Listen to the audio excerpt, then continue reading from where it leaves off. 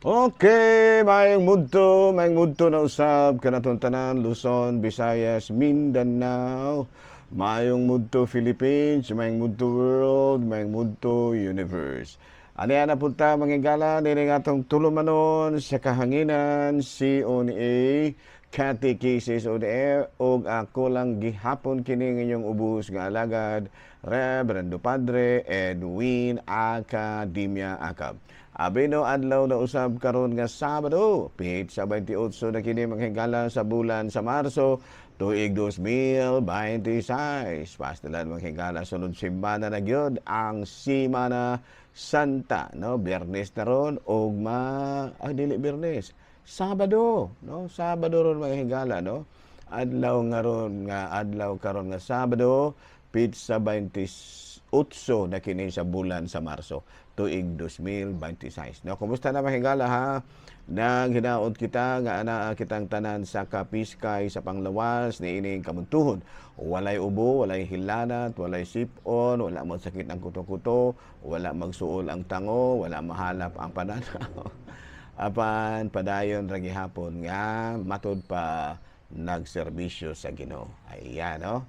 Abay na mahigala, no? O sunod semana, kay Sabado naman lagi taro, no? So, ugmang adlaw mauna ang bendita sa lukay. Ayan, no? Bendita. No, so ugmang adlaw gani karong hapon murag na naman siguro mamindita nga pari kay kuan naman kini bang gitawag og anticipated mass na. Pero ugma gyud ang official gyud nga matud pa katong adto kita dito sa gawas ba. Adto ta dito sa gawas magbendita dayong maglakaw ta magprosesyon gikan dito sa kini kanup kadi ba gitawag nato og stage nga himuon dito kay usually mahigala adto mo gina sa gawa sa kuan sa simbahan o di ba sa pultahan sa simbahan, no? Adto dito dawaton, adto ta dito mamindita, no? Pero karon ugma na dili karon kay kuan man anticipated pa man taron. Pero na mga pare mamindita na pero dili katug yung formal rite, no? Ugma ang kuan man kanang pasyon sa atong Ginoo. So nagdugay mo human ug mga higala mga gospel task kay tanan, no? No, may muto na kanatong tanan mga higala. Daghang salamat sa inyong pakiguban kanako. Okay, no, arita mga higala sa ato ang CBCP News, balitang simbahanon ni ining kamuntuhon. Guadalupe sa ni kita nga to og second class o sa tuning ko na ni mahigala, no? Guadalupe Relic. Ayan, no? Guadalupe Relic. No? A second class relic of Our Lady of Guadalupe. Ayan, no? A second class relic of Our Lady of Guadalupe will tour at least 54 churches nationwide starting in June in a pilgrimage church leaders says comes at a moment of hardship and uncertainty. The relic, a cloth replica of the tilma associated with Saint Juan Diego, has touched the original image enshrined at the Basilica of Our Lady of Guadalupe in Mexico, making it a second-hand relic. Ayan, no? So, ato nang kuan higala bantayan ng pagbisita sa relic of Our Lady of Guadalupe, second class mga higala. Kuha na, replika na sa Telma. Nakatubi taong mauigisudlan ni kuan sa mga bulak. No? Balita mga higala, gikan sa Vatican, Venerable Fulton Sheen to be beatified in St. Louis on 24 September. No? Sa ato pa, mahimo na gyud nga biyato si Cardinal Fulton Sheen. May dami kini si Cardinal Fulton Sheen mga higala, dili kini ordinaryo nga pagka-cardinal. Usa kini siya karon ka santo. Ayan, no? Lala, no? May muto na kanatong tanan. Ari na ta mga higala sa ato ang Saint of the Day. Aboy no ang atong Saint of the Day karon. Sigun diri sa atong listahan March 28, Sabado. Walay lain kung dili si Saint Hesychios sa Jerusalem, no? Natawo siya na atong year 450, usa kini siya ka pari, usa ka monghi, dayong usa kini siya ka historian, nya moral theologian, no? Nya iyang gipakigbatukan mga higala ang kining kana bang gitawag nato og Nestorianism, no? Usa ka pagtulon-an nga matud pa giilan nato nga usa ka heresy, no? Heresy kay gitudlo man diri ni Nestor, no? Kining usa ka pari kanang nga si Jesus nga gilansang sa krus, lahi ra pod si Kristo nga nabanhaw, no? Pastila na sa yupa mo gining kuana mahigala, no? Kay ang iyang gibarugan na wala naman to, lahi naman to, kato si Kristo nga gilansang sa krus, tao man to. Unya kining Kristo nga nabanhaw, Dios naman ni. Naman na, no? Nga matud moingon siya nga sa Nestorianism, si Jesus nga gilansang sa krus ug namatay, dili mao nga Kristo nga nabanhaw. Muna gidangat ani niya, no? So karong adlaw mahigala giinumduman nato ang lain na pong patron sa Katolikong simbahan. Usa kini siya ka pari, usa ka monghe, usa ka historian, ug usa ka moral theologian. Ang iyang pangalan mao si Saint Hesychius of Jerusalem. Ano? Padayon ta mga igala sa ato nga mga buluhaton ni ining kamudtuhon. Ayan, no? Bido padayon ta sa ato nga mga pagpanubaya, no? Atong timbayaon si Bishop Julito B. Cortez, ang atong halandon nga obispo dinhi sa Diocese of Dumaguete, no? Ato na yung pangayoon sa Ginoo mga higala nga magmalampusod, no? Magmalampusod mga higala ang kining gitawag nato og kining general reshuffling namong mga kaparian, no? Kay daghan na kaayo sa mga kining mga kaparian nga nangandam na, kami nangandam na. Ako perti ng pinustanay mga higala sa amo. Nalibog og usay sudlan kay balin daghanan na akong libro mga higala kiti bagod libro pa ni sukad patas sa kini ang sa philosophy gani gibili na lang ako sa balay, ang akong gidala-dala na lang kini mga libro sa theology kay mao man ay amo ang i-review kung dunay mga topics nga gusto namong i-develop. Dala do, may ngunto na kanaton tanan mga higala, daghan kay libro sini na hinoon dili kay daghan kay ato namang hinahinay panghatag kung medyo mudaghan na gyud maayo, ato na lang hinahinay hatag kung saon man ato ning perting daghanang sinina nga kaming mga pari mga higala ang hilig namo nga isulob kini ra man yung puti nga t-shirt. Hala no, padayon ta mga higala sa ato nga mga buhat tono ni ini kamuntuhon. Abino ari nata mga higala sa atong catechism. Ang atong topic karon sigon diri sa atong listahan ang pangutana, padre. Unsa may problema nimo sister? Unsa may problema nimo sister?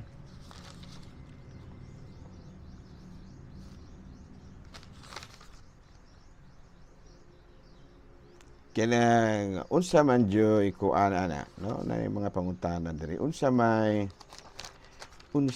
gyud. Sa pamahigala kay murag naglibog po naman ko, no? Di ara mahigala, no? Unsa may hinungdan, no? Nga sa atong simbahan naamantay daghan kaayo nga mga kuan. Daghan kaayo nga mga images, no? Mga images kanabitang mga images ba nga gigamit sa atong simbahan, no? Nga kuan ba kanang ug sa ato pa na mga imahe ba or mga estatwa, mga estampa ganyan. Di nato kalimtan mga higala nga an images help tells a story. O sa ato pa ang kining usa ka imahe duna na siya gitawag natong istorya nga nagpaluyo ni ana. No, panalitan sa advertising, no, sa kinibitang business advertising ba, mugamit na sila daghan kay mga pictures, no, in order nga dali kayong masabtan ko ang lang motion picture kana bang sa TV ba nakabantay mo ana kay picture magihapon na kanang na TV mo na gitawag og motion picture or kana bitang mga imahe nga naglihok kay ngano man kinahanglan gyud na aron nga masabtan sa mga consumers kung unsa di ay ang imuhang baligya. Kung imong gi-promote ang imuhang baligya, do nagud kay kanang mga produkto nga walay kana bitaw gitawag nato og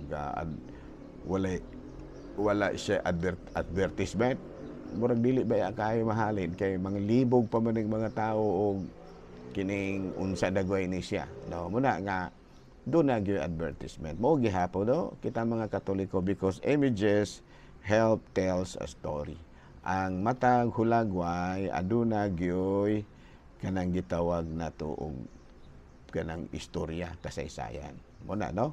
Muna nga sa ato ang kaning kuan nga Katoliko daghang kay itag mga images no because ang mga picture do na hinoon pa mga picture nga gipangban no kana bang dili ipasalida sa TV, dili pod ipasalida sa sine kay ngano man because of moral values. Yung mga moral values ba kana bang ang maong mga imahe o mga pictures murag makaguba sa morality sa mga tao. Muna nga dili gina pwede. Bisan gani sa mga salida sa sine do na may category, do na X-rated, do na rated R o general viewership. Sa ato pa ang mga picture di ay dako kaayo o kahulugan. No muna nga kung nabasahon ta og mga article kapoy kaayo pero kay ipaagi og picture mas masabtan di ba no kung babasahon bitaw kita og mga article mga pagtulunan kapoy kay pagbasa pero kung ipaagi kini og mga motion pictures mga salida sa TV sa sine sa Netflix o sa YouTube dako kay nang ikatabang so muna ato ang muna gisandiga nato nga pagtulunan kung ngano nga kita nga mga Katoliko daghang kay tag mga kanang gitawag tag images ilabi na gayon sa altar. Pero doon ay mo protesta na no kay matud palagi kuan man kanang doon na may giingon nga dili ta mo muluhod sa mga imahe. Of course ako nang ginaingon doon na manggiyoy mga picture nga giban no panalitan sa altar musugot ba ka nga picture ni Satanas nang ibutang sa atong altar. Muna yung mga picture nga gibad o kanang babae nga kulang sa biste ibutang nato sa altar di na pwede no o baka kanang nagkagubot mo itong ibutang sa altar di gina pwede ngano muna gitawag nato mga picture nga giban kay matud palagi moral may mga moral values nga pasipadan pero kung ang mga picture makahatag og pagtulunan nga makapalig-on pagani sa atong pagtuo gialaw na gyud siya no di ba no panalitan picture sa mga santos tako ba kay nagkahulugan ng picture sa mga santos kay makapangutana man ta unsa man di ay kinabuhi ini santosa nganong nahimo man ni siyang usa ka santo o nya kun doon na maka-explain o nya makakita po ka sa picture ay ingon di ana na muna nga sa manhuyod ang among patron Senyor San Francisco de Assis sige ginamo gipamalandungan ng iyang kinabuhi kana bitang gitawag sa in English o poverty no prayerful poverty no kay ano man si San Francisco de Assisi kwanto siya anak to siya dato pero nagpaka kining gitawag na to sa in English ug nagpakauyamot tungod og alang sa iyang pagsunod sa kaubuton sa Dios so na no so importante kaya di ay ang picture gani doon naman gimingon ginadili lang yun natin ang picture dili lagi kay bisan gani sa TV daghan mga picture mga motion pictures nga kuang gyud kanang gitawag nato og wala gidili pero doon na pa yung mga picture nga gidili sama pa nang litma eleksyon daghan kaayong mga posters nga ibutang sa kadalanan aron nga mailhan ang kandidato nga nagpaluyon ini mao punta no nga sa ato dieng pagpangampanya kabahin sa Ginoo doon na gyud po yung mga pictures nga nagpaluyo ini no sa mapananglit sa gitawag natong krusipiho no or kanang gitawag sa in English og kining sana crucified Christ no gipakita din ha no imahe sa crucified Christ or krusipiho dako kay na siya pagtulunan nga atong madawat no tungod kay ang Katolik tungod kay matud palagi masabtan nato kung unsa day gihimo ni Kristo alang kanato sa iyang pagpasakit alang sa atong kaluwasan ingon niya na no abino dili lang sa takuto pa mangigala ha kay medyo katulugon man ko no kay Ito pala gidaghang kay mga schedule. Ano tungod sa kadaghang schedule, ato na lang gibahin-bahin ang ato mga schedule mo nang usahay katulugo lang ko sa kadaghang schedule pero okay ra. Kaya wala man jud makatulog og sa lahos. Igo ra man katulugon. Ayan. Abino din nila sa takotob ha. Ako ra gihapon kini yung ubos nga alagad Reverend Father Edwin Academia Akab. Bana milit na usab kaninyo ug manalangin kanato ang Dios magagahom tanan. Amahan, Anak, Espiritu Santo. Amen. Good noon, Pilipinas.